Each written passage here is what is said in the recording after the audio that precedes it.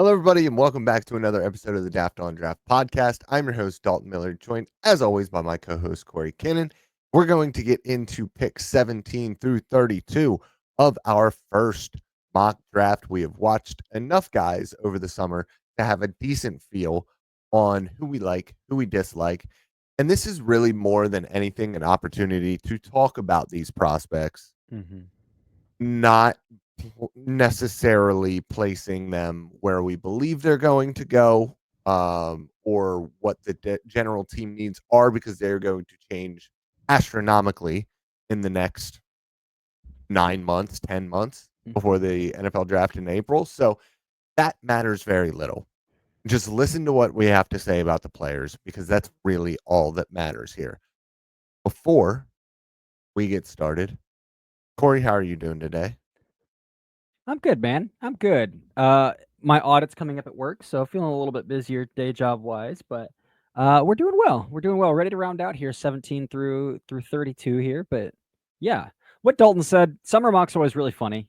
Go back and read some that had like Brian Lewerke going first overall a few years ago, like Oh, years. hell yeah. Yeah, like you'll see some fun stuff like that, and it's fun to go. I should go back and check ones that I did last year, just to see, because I'm pretty sure like people were mocking Carson Beck first overall last year, so nobody had Cam Yes, Ward in the first absolutely. round really. No, So some and funny stuff there going on. even a few weeks into the college football season, we had Miller Moss going first I overall. So forgot about that one. things happen. Things happen. Mistakes are made all of the time. It's just part of the business here. Go back and watch the last episode to get picks 1 through 16. We're gonna make you listen to it. We're not going over. Yeah, Right? Go back and listen. Period. but the Houston Texans are on the clock. So the Texans came into the offseason with a big need along their offensive line, and they left the offseason with a big need along their offensive line. They signed a bunch of veterans on one-year deals to kind of patch this thing up, I think, to make a run and plug holes elsewhere in the draft with young players. But there's still a definite need for young players along that offensive line. So that's the exact direction we're going here. 17th overall, we're going to take Oregon offensive tackle Isaiah World. World's feet are a little clunky, but he's getting coached up at Auburn now, at Oregon now, and I think he moves really well at his size. He's got a really dense lower half, and you can tell in his power profile. So I think there's a really strong foundation to build on with Isaiah World as he goes from Nevada to Oregon here. So Isaiah World, 17th overall to the Houston Texans. And at number 18, the slip is over. Caleb Downs did not go in the first 16 picks, even though he is probably a top 5-ish player in this class. Safeties are just not valued at the NFL level for the most part. But this is about as simple as Caleb Downs meet Brian Flores, meet Caleb Downs, go have fun. I see him being, I think calling him a Harrison Smith plus, like, because Harrison Smith, we have to remember, was an outstanding pro for a very long time. Who can do a little bit of everything, but is best coming towards the line of scrimmage. And I think that's where Caleb Downs lives. I think that's where Caleb Downs is at his best. Even though he has great range, he is an unbelievable return man as well. He's shifty, so he's got the athleticism, but he has the size to be an absolute menace around the line of scrimmage in a Brian Flores defense. I love it. Yeah, safeties. I always struggle to play safeties in mock drafts, dude. It's so hard, dude. In the top 10, like I could find some spots, but like every spot that I would think to put him, we could do like, oh, but they need a premium position. And so you just draft a premium position over him. All right. 19th of the Steelers here. I'm dipping myself back in the quarterback market here. I'm the only person who's drafted a quarterback in this mock draft, and spoiler alert, will be the only person to draft a quarterback the rest of the way because this is the last quarterback coming off the board here. We're only drafting 3 quarterbacks. Historically, outside of 2024, there's only like 3 quarterbacks that tend to go around 1. I mean, 2021 had 4 as well, but you're lucky to get 3 good quarterbacks out of a class. And I think we're going to see that trend here as well this upcoming season. So 19th overall, Pittsburgh Steelers take Cade Klubnik, quarterback out of Clemson. Steelers keep just kicking the can in terms of their direction down the road another year to try to make right the ship and compete. If they can still 19th that's fringe wild card. If they can still do fringe wild card with Aaron Rodgers here and still get a quarterback of the future at 19th, that's not like a Kenny Pickett level quarterback like they drafted in the first round a few years ago. That's a pretty solid win here. So when we're talking about the tools of Klubnik, again, a B to B plus arm, but again, legit runs a 4.5. Has shown some ability to really layer the football, throw the football some touch, and has gotten better every year of his career. So 19th overall here. Steelers get their next quarterback of the future, Cade Klubnik, 19th overall. And at number 20, moving on to the Denver Broncos, Mike McGlinchey's contract can be moved on from after this season. And I believe Caleb Lomo, even though he is a left tackle for Utah, I believe that because his right hand is so strong and his left hand is a little bit weak, I would consider moving him to the right side anyways, because I want to be able to protect the arc. And I think that he has enough with that left hand to be able to survive inside counters. I just don't want a guy who has a weak outside hand and gets beat on the outside shoulder. And I think that's where his real weakness is right now. I think he's a fantastic player overall. I think he's got aggressive hands. I think he's an impressive athlete overall. He is efficient in his footwork. He doesn't heel click at all. He's got a strong natural anchor. He's reactive. He's accurate. He's got violent hands. But he has to stay in that half-man relationship, and he does so. But because that left hand is a little bit weak, he can get beat on the outside. Move him to the right side. Maybe that quells some of those concerns, and we get him, pushing the sled in the run game for a Sean Payton offense. Yeah. Yep. We've made our thoughts on Lomu pretty clear on our past episode earlier this week on offensive tackles, where you even said you wanted to see Fano and Lomu switch sides. So now he's getting the chance to play right tackle here. So we're moving on. All right. 21st overall, Tampa Bay Buccaneers. We are going with Arizona State cornerback Keith Abney. One of my guys in this year's draft class. He is my CB2 right now entering the season. And I think in kind of a different tier even than guys like Harris, Terrell, those types of players. To the Tampa Bay Buccaneers, the Buccaneers kind of needed to draft a corner last year. And I guess they did in Benjamin Morrison in the second round there. Benjamin Morrison's coming through some hip stuff still. But even then, the Buccaneers need to add more youth to their cornerback room. Even opposite Benjamin Morrison, if Morrison pans out here. Zion McCollum's entering a contract year. They drafted Jacob Parrish to play in the nickel for them. But they need another outside corner there. And I think what we saw from Keith Abney at the end of the season with some of the ball skills we saw in the Cincinnati game, there's a lot of translatable skills there with Abney, especially in a quarters kind of defense there too. So we're going to go Keith Abney to the Buccaneers. And to the Los Angeles Chargers, whose defense, survived, kind of even thrived with some real no names at cornerback in 2024. In 2025, when we look at it, it's Dante Jackson, it's Dave Still, it's Cam Hart. Like, we are still looking at a whole lot of very, very minimal name recognition when it comes to the cornerback room there. And Corey brought up AJ Harris maybe being a tier down from Keith Abney. I like AJ Harris. He might be a 4-5 guy, which is a bit unfortunate, but he is naturally quick-footed, especially for his size.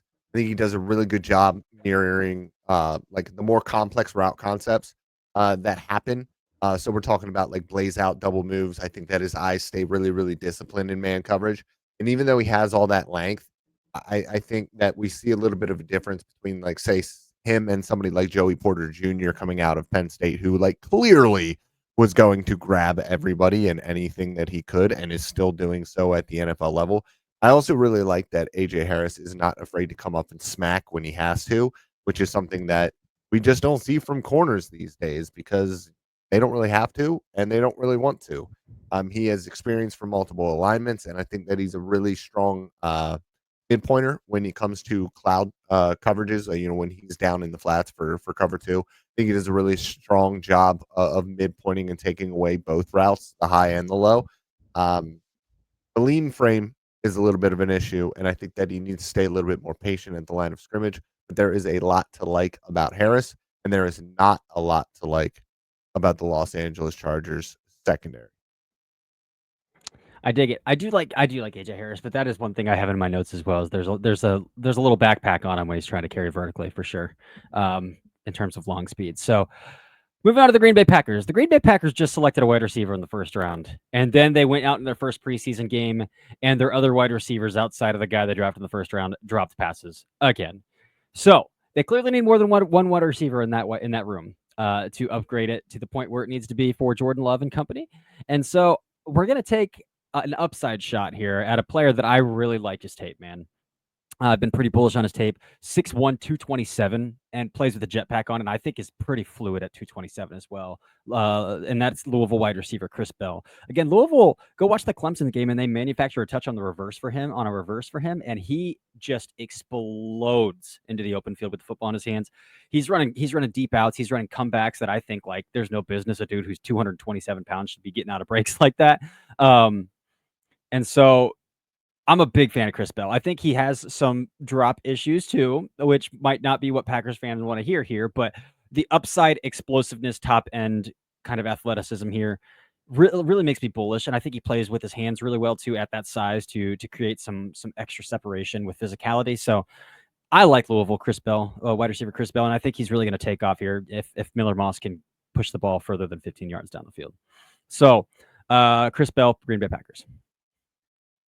And with the next pick, the 24th pick in the mock draft, the Los Angeles Rams are going to take CC, or real name Francis Moinoa, from Miami.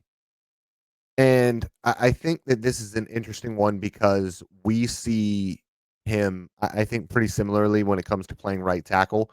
I do think Havenstein is getting older.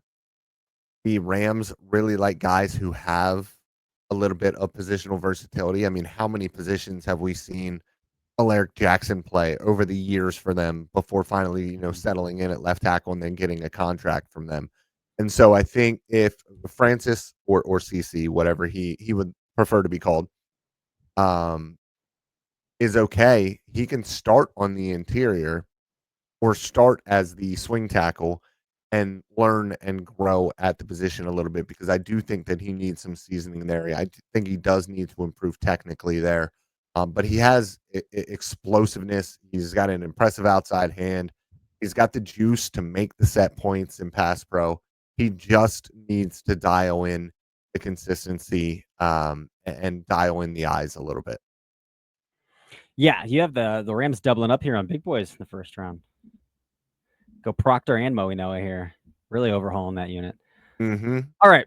San Francisco 49ers tend to do a little dance here every year. The past 2 seasons where they're like, will they or won't they trade Brandon Ayuk? They did trade Deebo Samuel, who is 75% of a wide receiver in that offense. And Juwan Jennings is in for a contract as well. So the wide receiver room in San Fran is a little bit in limbo. Yes, they have Ricky Pearsall, but that is very much a very defined role player.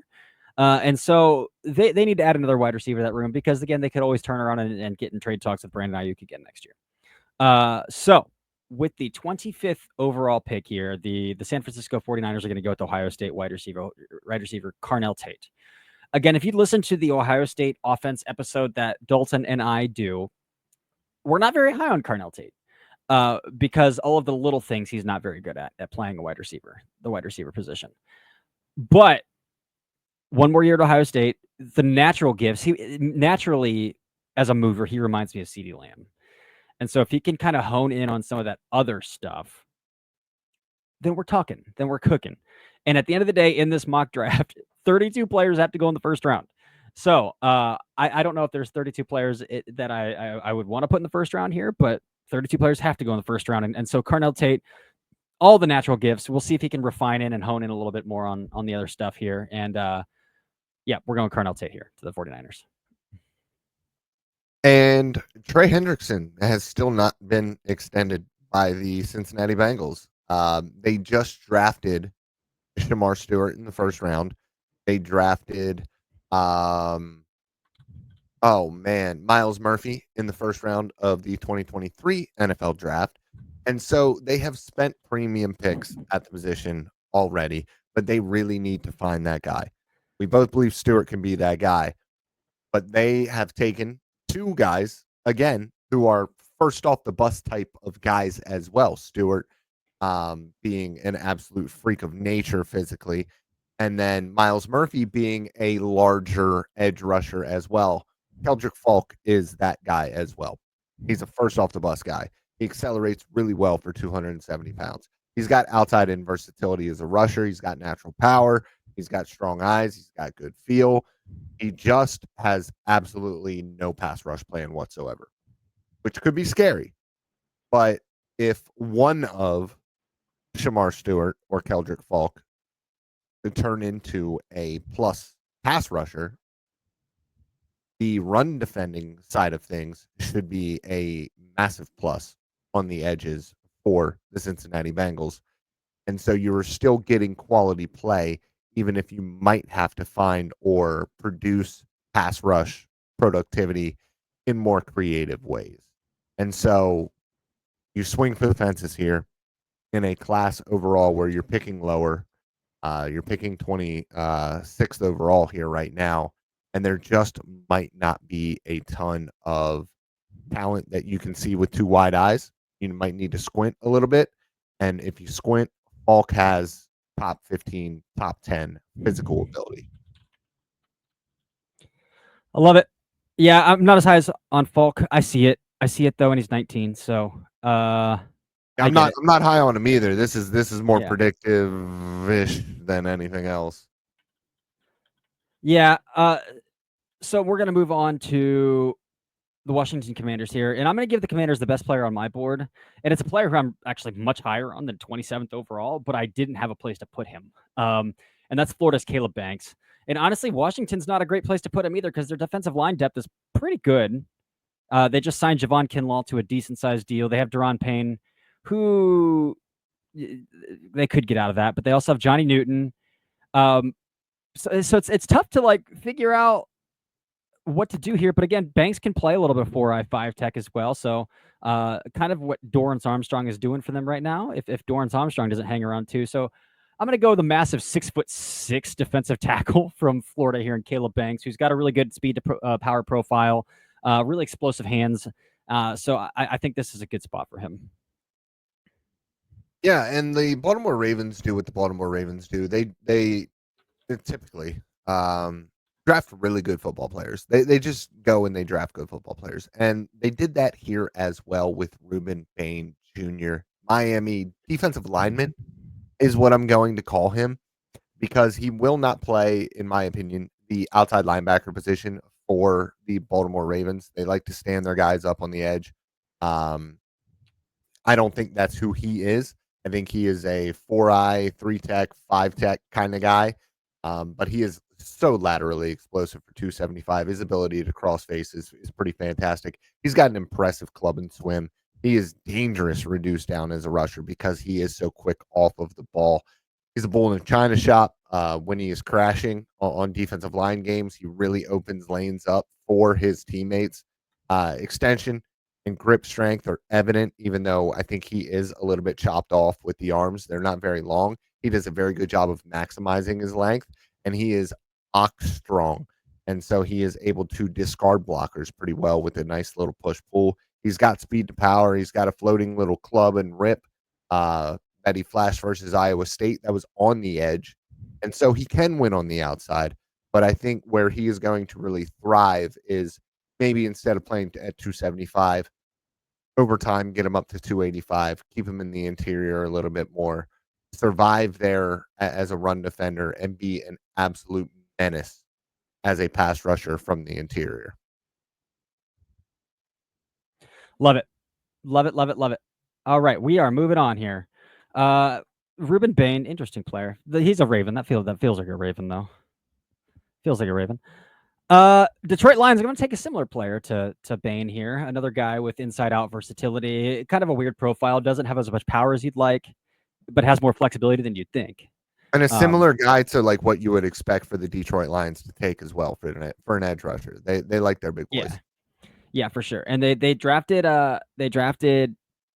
Tyleek Williams to address the interior. They still haven't found that running mate for Hutch yet. And so with LT Overton here, I'm hoping that they do a little bit of both. You get a little bit of interior, but also you get that guy opposite him. We'll see what Overton does. Again, his get off has got to get better. And if he can't improve the explosiveness in his lower half, then he's got to improve the snap timing aspect of it. But at the end of the day, like the dude plays with a ton of flexibility for his size. And I don't understand it. I don't get it. And I think he's got some pretty good run game instincts as well, along with the alignment versatility. So LT Overton's an interesting player. And so we'll stick him back here at 29, because if he didn't go 29, I have a feeling he would have gone 32nd. So,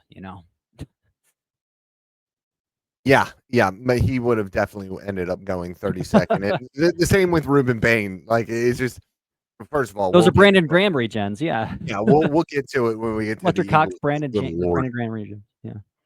The Buffalo Bills at 30, they have a ton of names at safety that you would recognize. But I do think that they could benefit from pairing a free safety with their current starter at strongish safety in Cole Bishop. And where I think Bishop is pretty versatile overall. And what we saw from the Buffalo Bills when they were at their best defensively was when they had Micah Hyde and Jordan Poyer, both guys who can do a little bit of everything. Now, the Bills run a lot of single high stuff. They rotate their safeties down quite a bit. And so that'll be interesting to see, because we didn't really get that on tape very often from Dylan Thiemann. At Oregon, I'm hoping that changes. It should change, because at Oregon, they do run a lot more too high stuff, a lot more split safety looks. He will have a more versatile role there. And so you're going to get the best of everything. You saw him as a pure free safety playing 30 yards off of the ball sometimes. Now you're going to get that more versatile role. And I think pairing him on that defense could be really, really big for Buffalo moving forward, because we saw the success that they had when they had two absolutely studly safeties on the back end. Yep. Back to the days of Poyer and Hyde. Love it. All right. Now we're getting into the dog days here, and it's really hard to pick in these early season mock drafts back here at the end, man. We're sitting here at the Kansas City Chiefs at 31. They just drafted an offensive tackle. I feel like they could draft another offensive tackle, because Jawan Taylor's heading out after the season. Jalen Moore's actually playing a lot of left guard for them. Kingsley Suamatia is not living up to what they need him to be. And so like they could honestly take another tackle here, but we have drafted 6 tackles already. So there's not a lot of tackle names here to fit into the first round, unless you really want to throw in Xavier Chaplin here. But again, Xavier Chaplin, I feel like is too clunky of a mover to try to tell him to switch his kick to right from left. So I don't think that fits super well here either. We're going to play the age game with Travis Kelce here. And, Travis Kelce is nearing the end of his contract as well. The production dipped last season. We'll see what happens this season with Travis Kelce in terms of production and what he's got left in the tank. But we're going to go with the guy who I think is the best tight end in the class. And it's a guy with unbelievable zone instincts, really good movement skills in and out of breaks, can do some damage to the ball in his hands as well. So, like, to me, this feels like a good Travis Kelce kind of passing of the torch here to Ohio State's Max Clare here, 31 overall to the Kansas City Chiefs. Do I love the pick at that range? No, I don't. But at the end of the day, like, again, 31 guys got to go in the first round. We got to fit someone in here somewhere. So we're going Max Clare to the Kansas City Chiefs. Actually, 32 guys have to go in the first round. That's fair. Yes, you're right. And that's where the Philadelphia Eagles come in. God, what an impossible team to draft for. What an impossible. Everywhere you look, it's like, nope, there's a depth guy there. There's a depth guy there. It's like, they have a starter there who's really good, and they have a rookie or a second-year guy who is waiting in the wings, where they have a really good piece of depth or multiple different depth pieces. Like, it's just an absolutely complete roster, and it's really annoying as somebody who grew up as a Cowboys fan. But the Philadelphia Eagles here are going to get the replacement or potential replacement for Dallas Goedert in the future. He is on a 1-year deal right now. Kenyon Sadiq, tight end from Oregon, undersized guy, 235 maybe, but gosh, a phenomenal athlete overall. And when you look at that offense, what that offense is able to bring in the run game, it is somewhat more traditional than it was because Jalen Hurts has slowed down a little bit as a rusher. But overall, I think that you can hide a poor blocking tight end in that offense. And I think more than anything, what I was looking for the Philadelphia Eagles was another offensive weapon to pair on the interior as a pass catcher with Devontae Smith and A.J. Brown. Because when you look at that team, they don't have a number 3 wide receiver that you can trust. And there is nobody that I've watched so far that I would like to take at number 32 as a wide receiver right now. No. That is not already off of the board. So Kenyon Sadiq, let him maybe on another 1-year deal for Dallas Goedert next year. Wait in the wings, learn a little bit how to be a pro, maybe build up some strength a little bit, build his technical abilities as a blocker a little bit, and then insert him in year 2 in that starting position and watch him catch 60 passes for 750 yards and 6 touchdowns. Yeah. The thing with Sadiq too is he'll get after it as a run blocker. He'll try it. He'll get after it. So stick him at He's just back in year undersized. 1 and just for sure. I went back and I was like, I need to see every single target of Sadiq, and I went back and I watched, and it's like all they're doing is giving him end arounds and throwing him screens, which just tells you what kind of playmaker they think he is, even though they had Terrence Ferguson in their offense last year. So that's the kind of stuff that the Eagles could do in year 1 with here as well. But what we're going to see from Sadiq this year, again, with Evan Stewart's ACL injury in preseason, and like DeCorian Moore is probably their best receiver, and he's a true freshman. So we're going to see a lot of Kenyon Sadiq this year, I think, catching passes at Oregon. So yeah, I think that's what we're going to do here. That's going to round it out. So let's go back, recap 17 through 32 here.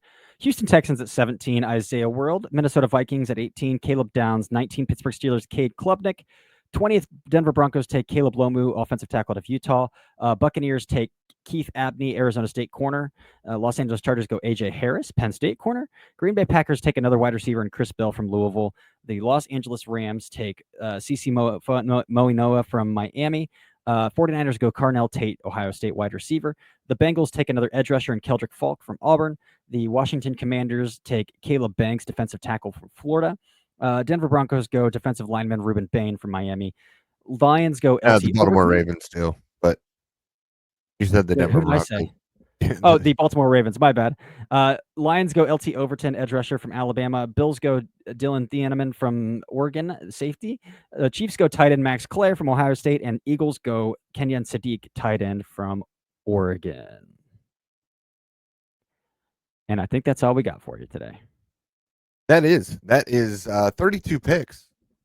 The NFL mock draft, our first of the summer, actually our only one of the summer, because we're not going to do another one before the season starts. And that brings it up a fair point. The season is getting closer and closer. Week 0's in 2 weeks, man. Week 0 is in 2 weeks. Or is it next weekend? I think it's 2 weeks, right? Because the first week should the 23rd. Yeah, 2 weeks. Yeah. Yep.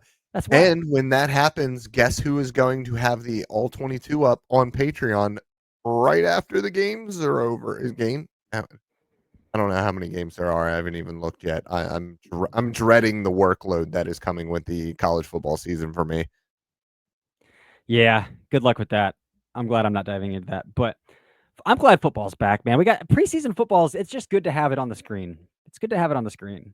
So I hope you guys are enjoying that as well. We're back to 4 days a week, so keep tuning in. Thank you for following all off-season. When we dropped down to 3 days a week, we haven't had an episode under 100 downloads, which for the off-season feels okay. Feels pretty good. So now that the season's picking back up, let's pick that shit back up and let's get it moving. So until next time, this has been the Daft on Draft podcast.